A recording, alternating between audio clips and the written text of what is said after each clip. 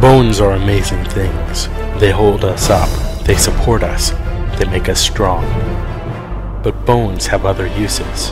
In the past, bones were thrown by diviners, seeking out the mysteries of the future. Now the bones are cubes, made of plastic or resin, but they still reveal things to us. As they fall from our fingers and rattle across the table, the story becomes clear.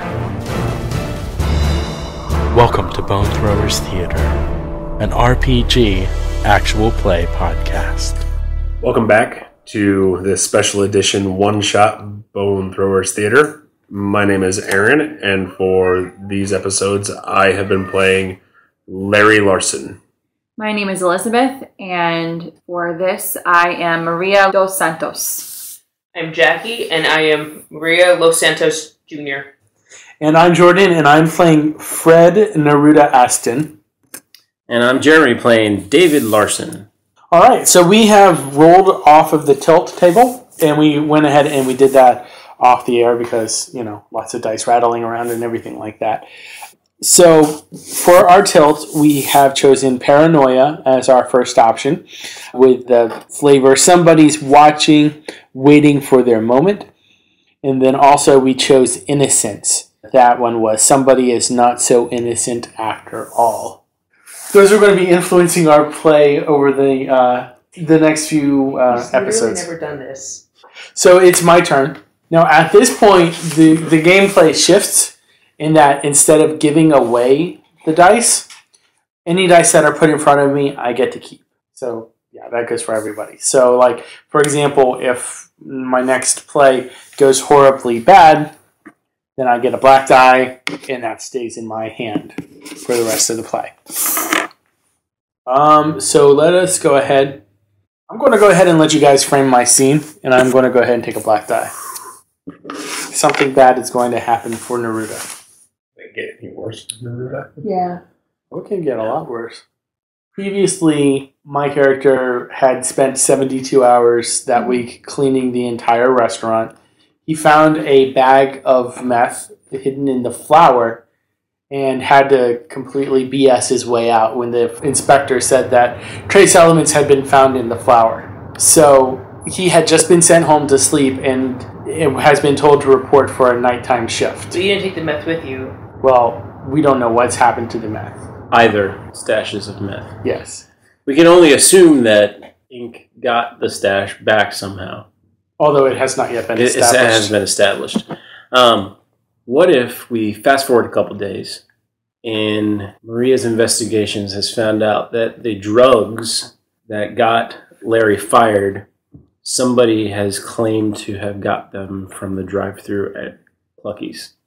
So Maria abducts Fred for a little shakedown. Dressed as, or not dressed as Maria, but actually as her alter ego. Yeah. Okay. So what, do you have a specific like special car that you drive? Like when you're going on these deals? So, as the hit woman, Maria drives a huge, souped-up, lifted F-250 or something. It's huge, like it's black, it's matte paint, like it rumbles, like it totally is not the thing. Because she's short. She's only 5'3". So he just steps stool to get in and out. Exactly. It's like, you know, one of the no, it has a hydraulic lift. Oh, okay. I spent a lot of time thinking about this. So it like, you know, goes down so she can get in, but no one would suspect that it's, you know. So that's basically her alter ego. Tinted so that's windows. Oh, definitely, like 150% tint. Now, do you have like a cap on the back, or like do you throw tarps over it? How are you going to like transport someone that you're kidnapping? There's like a hard cover, but it's not like a full not thing. A full cap. So they feel pretty like claustrophobic. Yeah, basically like a coffin. It's like Chinese water torture in the back of a 250. Sounds good, right? And it's like totally soundproofed. Yeah, completely soundproofed. Yeah, so no one knows. So that's what she's driving. It's got a box in it that's on its own shock absorber, so if they like rustle around, just the box in the middle moves, the truck just stays completely still. Yeah, exactly. Oh. Yep. So that's what she's driving around for her little hit woman hustles here. Okay. Get on your bad side. No. You better watch it, Larry. So, you've taken me for a bit of a shakedown. Now, do you take me in the middle of the night? Do you take me during the day? I would think that this was a nighttime type of deal. But maybe she takes Fred like in the middle of the day. Oh no, and it's in the winter time-ish, right? It's more late, mid-fall, like so it's not super October, super hot. November, yeah. But it's like it could be broad daylight. Maybe she's that good, and she kind of takes him out to the edge of town in the middle of the desert to kind of be like, "Hey, this could be your future if you don't watch it. So pick a spot, any spot, and we could just dig a hole right here," sort of a deal. Okay. So, I'm in the back of your truck, and it's just so tight and claustrophobic. And let's be honest, Neruda is not in the best of shape. He's always been a bit of a bookworm, and he started working at the Cluckies because he was spending so much time there. You know, so everybody already knew his name and knew who he was and everything like that. Okay. So, if you're going to eat all the chicken, you might as well learn how to cook it. So he's uncomfortable. He's claustrophobic. Very claustrophobic, and it's actually really hurting his back because he doesn't sleep on laying down flat on his back. He has to sleep on his side. So this is like really messing up his... So already mentally, he is like, she's already breaking him down even without even getting Exactly. anywhere. Okay. Yeah. So he's lying in the dark, and he's jostling around a little bit because even though there is an extra set of shock absorbers and everything, this is still not the most comfortable place for someone to be. And she's like gunning it, so she's going super fast, taking going over turns, going over those little hills, you know, I don't know, hitting some cactus or something in the desert. And so she knows, an armadillo, there you go. There's some tumbleweeds, So she knows Fred because she's his boss too. So she knows Fred, and she knows that this ride out to wherever they're going, probably not a long ride, maybe 10 minutes, 15 minutes. She knows that that's going to mess with his brain. So there's not going to be a whole lot of work that she has to do to scare him into shutting his mouth, sort of a deal. Okay. So how is she going to disguise herself? Yeah, because of 5'3". She wears like super crazy like stilettos or something. Okay. Like, so she's tall and wears a wig. She's blindfolded.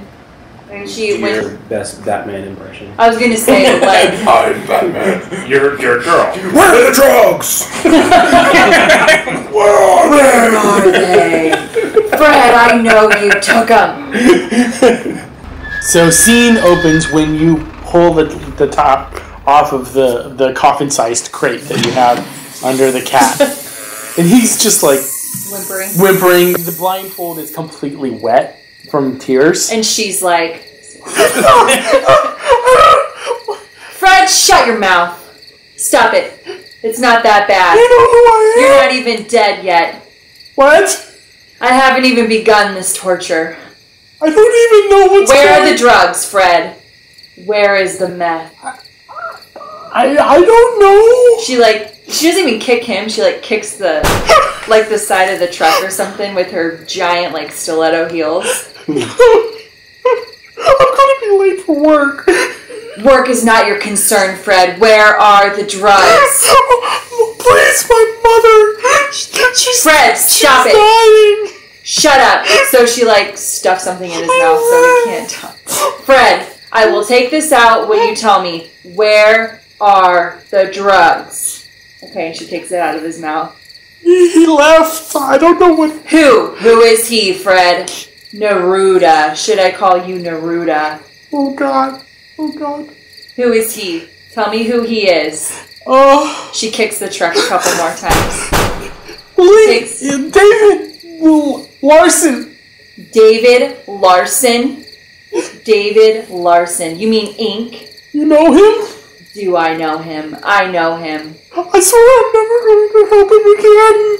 That's right, you won't help him. Because if you do, you'll be looking at some sand when you open your eyes because you'll be in a hole in the ground. And dead. So you can't see anything. But not to get semantical here, but if I was dead, I couldn't see anything anyway. Fred, shut up! She takes out like a little 9mm just into the sky to scare him a little bit. Shut up, Fred! Maria can see that Fred is obviously distressed, and that probably distressed enough not to say anything because he's really scared. So, okay. So then she puts him back in the coffin crate, and she has enough information right now to kind of make a lead coming down. Okay. He starts banging on the Stop it! Don't move a muscle. But my heart is a muscle. Maria is just sick of his shit. So then they're done with this little thing, and That's she has enough information. Yeah. All right, sounds good. That was intense. Which makes the scene that I wanted to do a little bit more complicated. But I'm going to do it anyway. I was going to have that scene where Maria has to go through the drive-thru of McWeenie's.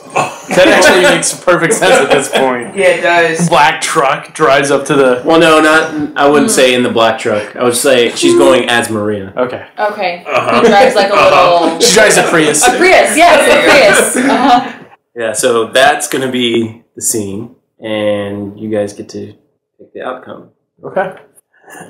So he's just handing the food to the person in front. He's like, all right, there you go, and enjoy. See you probably in about 5 hours. Enjoy that 12-inch hot dog. And the next car pulls up, and he's like, hey, boss lady, how's it going? Well, hi, David. How's it going here at your new gig? How long have you been here now? It's been about a week. Okay. And it looks back at the wall, points, and it says, like, November just hit. October's employee of the month. Ching ching. Wow, that's quite impressive. What do you attribute to your success? I'm a people person. Yeah? And people like just coming through. Okay. I get that I'm in the drive-thru. I've ordered some stuff here, but what do you think I should order next time? What do you think is like the best thing you have at this establishment? Judging by our sales report and knowing kind of what's going on with Clucky's, I'd say anything will be a step up from what Clucky's offers. Oh, is that right? So, yeah, I mean, especially because, I mean, you got like half of this many people coming through, you know, since the health department shut you down. So let's focus on what's important here. What do you think I should order next time I come around? Anything that's extra special? We've got our extra spicy chili dog. That's probably just for you. Extra spicy chili dog. Okay. That sounds pretty fantastic. So what sort of ingredients are in your extra spicy chili dog? I can't give you the ingredients. I don't cook it. Well, still, I mean, you know, you got a hot dog, you got a bun, you got some chili, you got... There you go. Onions. Yep. Extra special sauce. What are you getting at here? You know, just trying to see how it's going here, and for all you know, Clucky's is doing wonderfully. We got 100% on our health inspection. You can check out the paper, and she has like a copy of the paper, and she's like, look, 100% for the 15th month in a row or something. Okay. How does that translate into dollars? Well, that is for you not to know, because you are a mere employee, so I'm the one who Of the month. sees the money. Okay. All right. Well, David Larson, nice seeing you again. I wish you the best of luck, and please don't come to Clucky's. Bye. That's as good as it can get for you right there. Yeah. All right. Larry. Oh, you got a white die, by the way. Yes. Yes. So you get to keep that. Which probably is going to be not good for me. Because that seems like I'm only collecting my die now. I think Larry's still down in the dumps. It's been a few days since the inspection, or... Yeah, it's been like 3 or 4 days since the inspection, and... So it's been a couple of days since I hired this person who I thought was going to take care of all my problems. Yes. Larry's actually getting a little anxious. So Larry's going to sneak into his old office building. Okay. And attempt to do some investigating on his own. Now, is this going to be like a late night break-in, or are you just... Yes. And he knows that he's got a family member who he caught breaking into his apartment building. So he kind of gets the idea that David knows some people or knows a way to get into a place. So he's going to go ask David to assist him in getting into this office building. All right, sounds good. Okay. So Larry has David meet him outside of the office building. Hey, David, thank you for meeting me here tonight. Yeah, I mean, I just got off work, but what do you need? I was told you might be able to help me. I told you about my situation, and I'm trying to find a way to clear my name. I heard through the grapevine that you might be able to help me, or someone you know might be able to help me get into this place. Like get your job back? No, I need to look in a couple of the lockers in here. You want to break in? No, don't call it a break-in. I just need to see. I need to look around. Just look. No breaking, no entering. Okay, maybe some entering, but no breaking, just entering. Okay, and what do you want me to do about that? I heard that, the other night you were up on my balcony. I figured you were trying to break into someone's place and you got the wrong place. And so I asked around and I heard you were kind of a character. People told me that if I ever needed some stuff done, that you'd be the guy to ask. Who told you this? I went down to Clucky's and I was asking about you. And that old friend of yours, Fred, he said you'd be the one to ask. Well, I mean, Fred and I used to be friends. I mean, as soon as I switched jobs, he got all butthurt about it. And yeah, he didn't speak too highly of you. And to be honest, he kind of called you a sleazeball. But he did say that you'd be the person who would have my back. Okay. I guess, let me see. I mean, I know Joe works here. I can maybe borrow his keys. Yeah, that would be great. Wasn't Joe your mom's old boyfriend? I was like, yeah, Joe and Tom and Mark and Frank and yes. So yeah, see if you can borrow his key real quick, and we can. Like I said, I need to check a couple things out. Okay, give me 15 minutes. I'll be right back. Okay. So 15 minutes later, I'm strolling around the corner, eating a burrito. Where do you keep getting these burritos? Yeah, I know. They're like microwave burritos, but they're just thawed out and eating them cold. Yeah. He reaches into a pocket and pulls out like 5 key cards. And he's like, this one. That'll get you in. Thanks. Puts the rest of the key cards back in his pocket. Quite a stash there, but you might help me take a look around here? I mean, why would I need to go in there? Well, I mean, if not, you got me the part that I needed. I was just, an extra pair of eyes always helps. All right. Okay. So how's G-Bren doing? Isn't that... G-Bren is fine. Why are you all okay with calling her G-Bren all of a sudden? Figured you're helping me enter this place. I'm getting some street cred around here.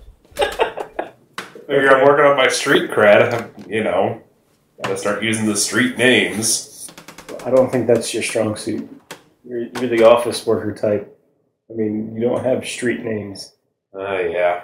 So you guys are into the building now? Are you going through that? Yeah. Yeah, we're... All of a sudden you hear the door that you had propped open just slam shut.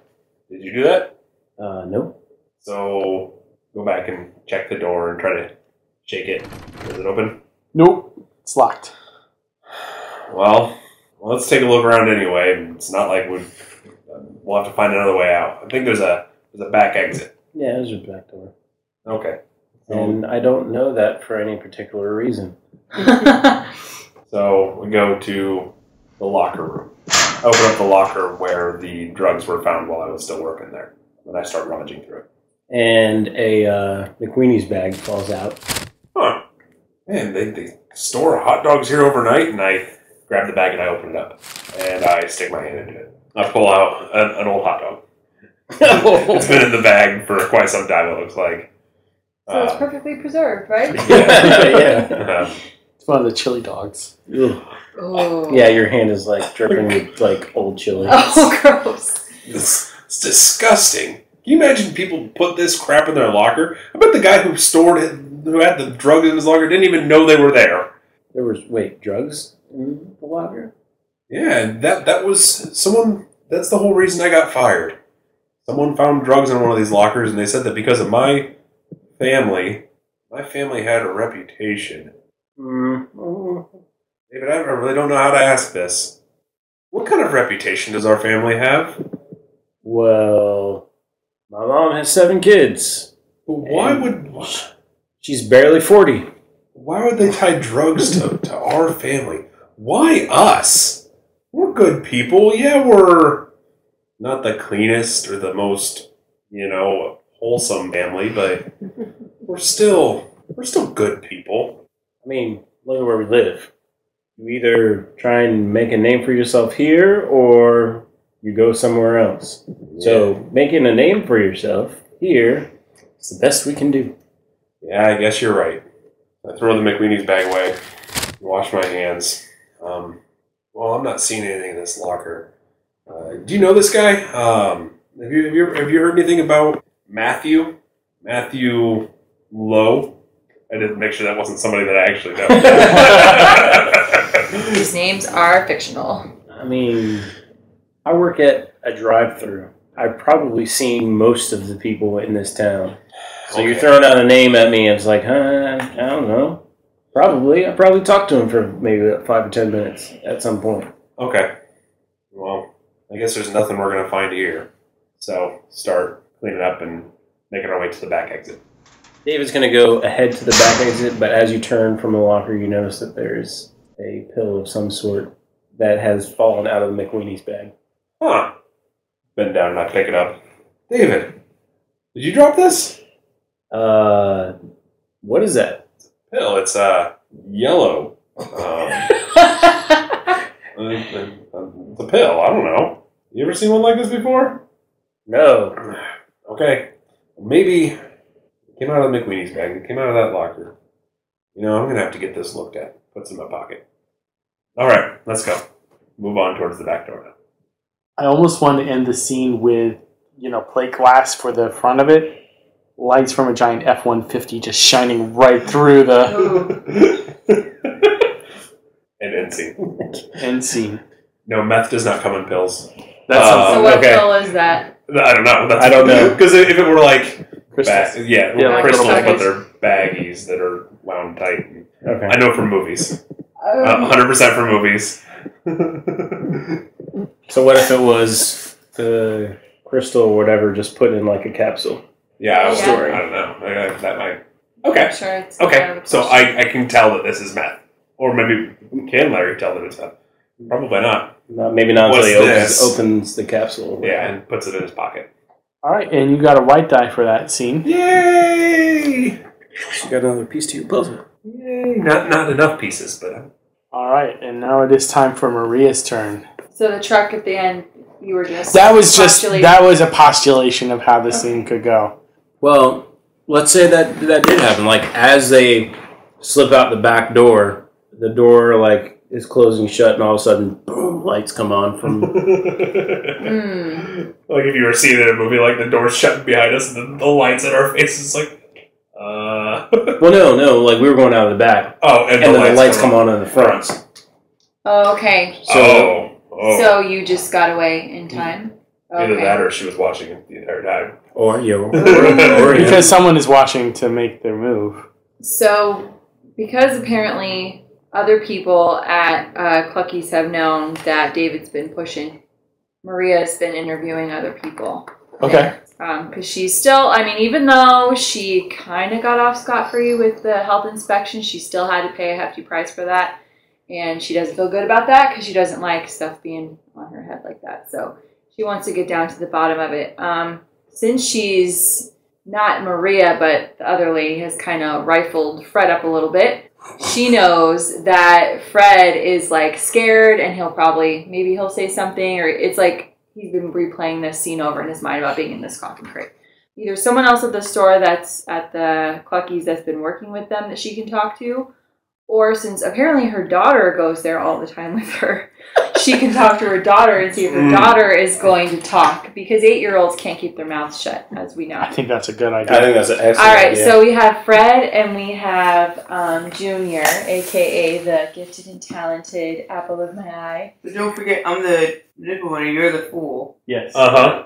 Okay. All right. So Fred, maybe he's on a break on his lunch. He's maybe had a few days to kind of get back into a normal routine of work. The health inspections have been published in the paper. It's 100%. So people are kind of taking a breath. And you're back at work with me because it's October, November. Maybe it's like a fall break sort of situation. So you need to come to work with me because I don't have someone to watch you. And I don't trust you to be at home by yourself anymore because of cats. So, all right. So, all right. So now we're just gonna, I guess, have some conversations about like what's been happening. All right. So, Fred. Now, are we in your office or because I was like in the back room, Okay. maybe, all right? or in my office, so it's more private or something. Yeah. All right, Fred. I know you're on your lunch right now. Could you come into my office just for a couple minutes? Okay. Yeah. Sure. I mean, Are you okay? You look kind of tired today. Yeah. or I mean, I a haven't little been. spacey. I haven't been sleeping the greatest. Oh, I'm sorry to hear that. Yeah. I mean, it's no big deal. It's just my mom has really been taking a turn for the worst recently. So the doctor hasn't given her very long, actually. So that's been on my mind, and I just got noticed that I'm really behind on my school bills. So, just everything is coming at me at once. I met with some people who had some bad news. So it's just been... Did you know? I mean, I don't want to burden you with my problems. Hey, Junior. Hey, Neruda. How are you? Alright, just, missing inked. I mean, you're fine, but inked was funner. Why do you say that? Inked, brought a lot of interesting people into the drive-thru. Oh, really? Yeah. Like who? Cops, firefighters, The mayor? Really? the mayor, The mayor of our little town of Salamanca. the library mascot. Oh. So I'm sure you talked to these people, didn't you, Junior? Oh, yeah. I brought you up to be a very sociable young lady, Yes. right? Okay. So, what are the cops saying?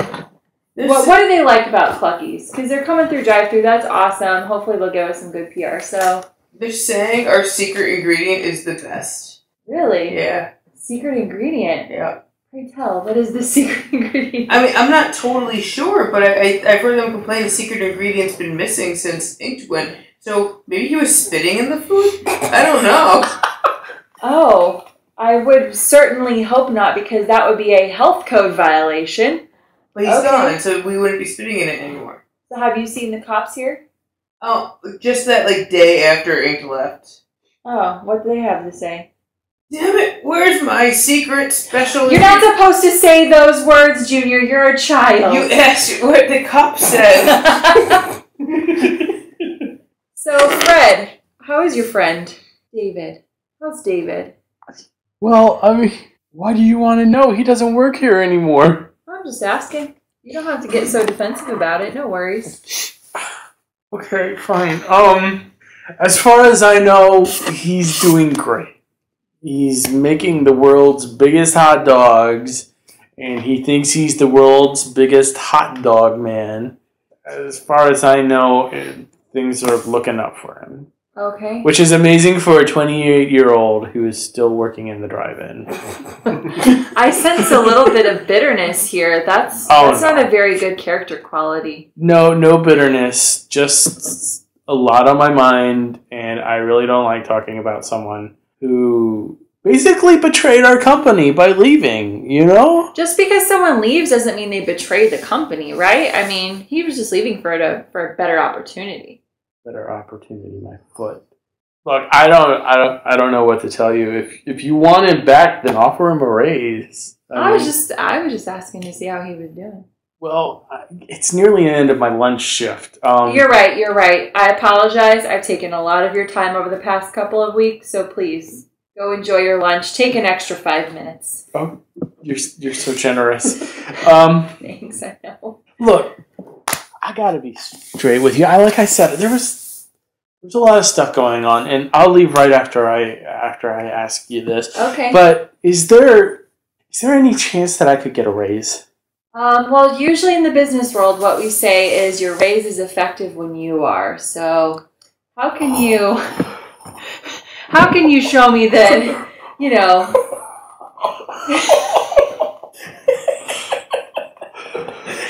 Yeah, Maria's ruthless. So, Fred, I would really like to see, you know, if you could get me some more information about that secret ingredient that Junior was talking about. I would love to give you a raise upon getting some of that information. Okay, fine. Do you want me to tell you this now, or do you want your daughter to leave the room first? She already knows. She can stay. It's fine. Yeah, right, exactly. Shia.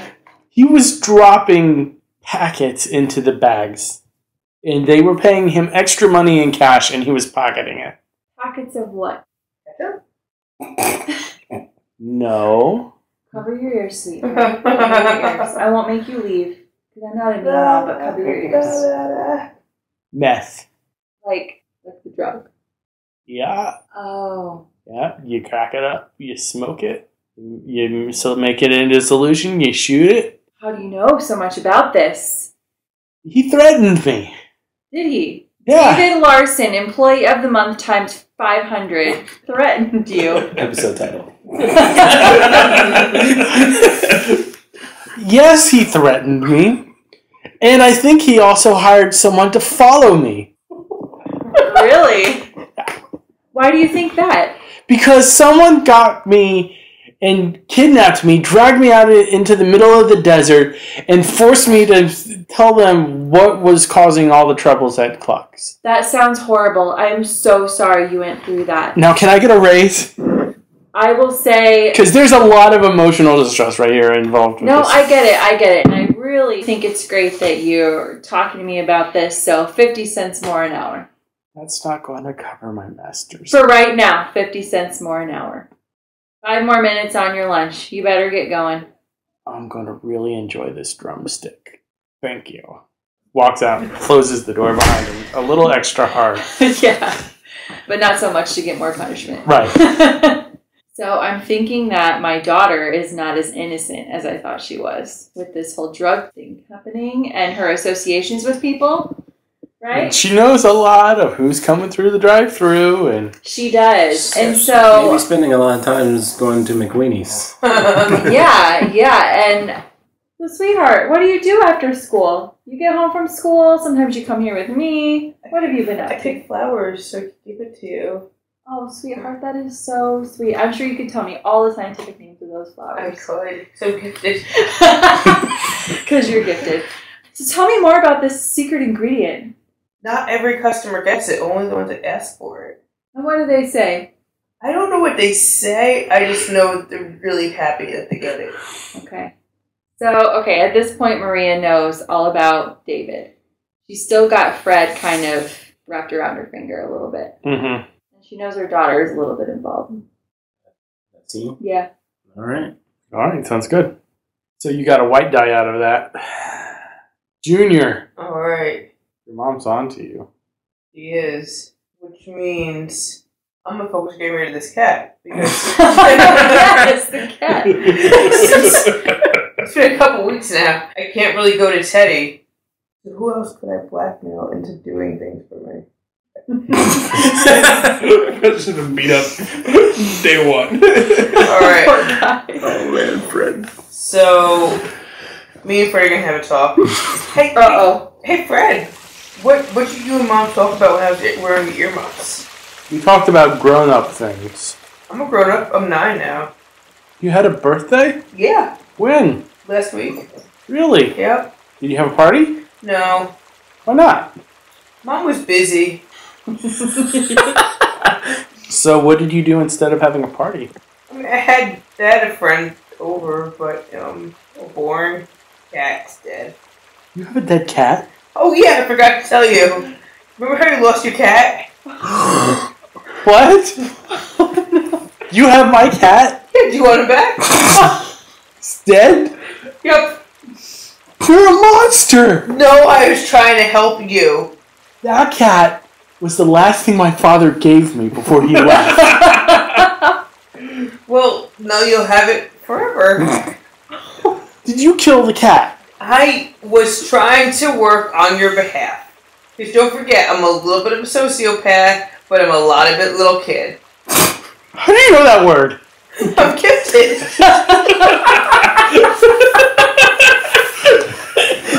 So, I know you've been sad because the special ingredient, which I know a lot more about than I was leading on to my mother to know, I know that it was making you extra money, and I know you're hurting for money.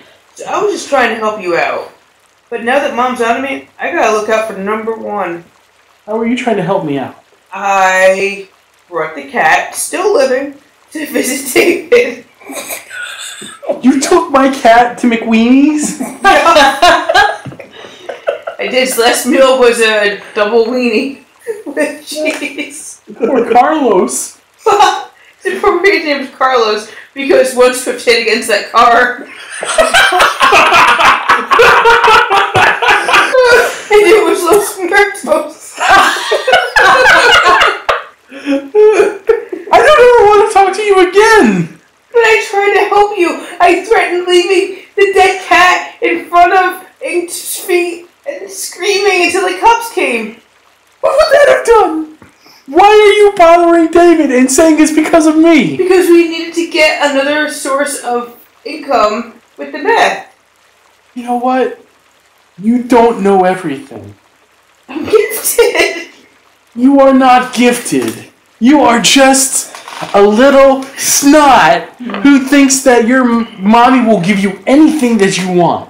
It's worked for 9 years. Well, you know what? It's not going to work now. I don't ever want to talk to you again. No. If you come near my station at the restaurant, I am going to tell your mom what you did to my cat. Who's she gonna believe? Oh. She'll believe the person who didn't kill an animal.